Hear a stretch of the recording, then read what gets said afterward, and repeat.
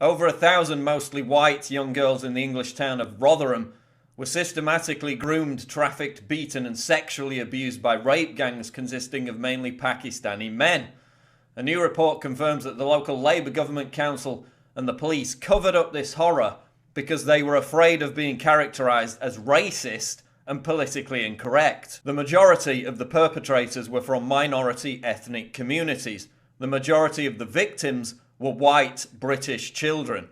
The victims were treated as liars by the police and their complaints were buried. This same council then removed children from the custody of loving foster parents because they were members of a rival political party, UKIP, which opposes immigration and has denounced Labour's cover-up of the Rotherham rape scandal. But as the Telegraph's Dan Hodges points out, the abused children of Rotherham were not victims of political correctness. They were victims of racism. The girls were specifically selected by the Pakistani men because they were white. They were seen as easy meat. Their so-called white privilege didn't help them at all. In fact, it was an integral reason as to why they were targeted by the criminals and then abandoned by the authorities. So we have criminal rape gangs being protected by the authorities because of their foreign ethnicity.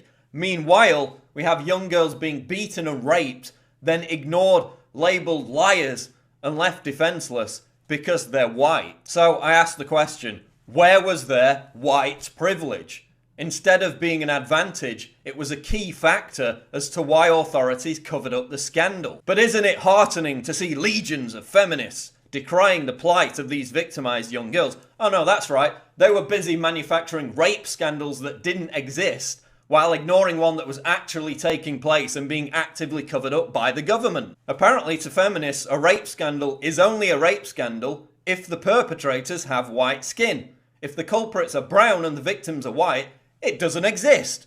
There's that much vaunted white privilege once again. Television discussions and reports about this scandal by the BBC continue to deliberately omit the fact that the perpetrators were mostly Asian men, with Britain's de facto state broadcaster playing its role in the cover-up. And how did supporters of the Labour Party council in Rotherham that buried this scandal react to the Casey report? Did they protest outside council offices? Did they demand resignations? No, they demonstrated against UKIP's Nigel Farage for daring to travel to Rotherham to try to draw attention to the issue. That's right, in the name of demonstrating against bigotry, or bigatry as they called it, they acted like a bigoted fascist mob to prevent Farage from exercising his freedom of speech. The Rotherham rape scandal destroys the myth of white privilege.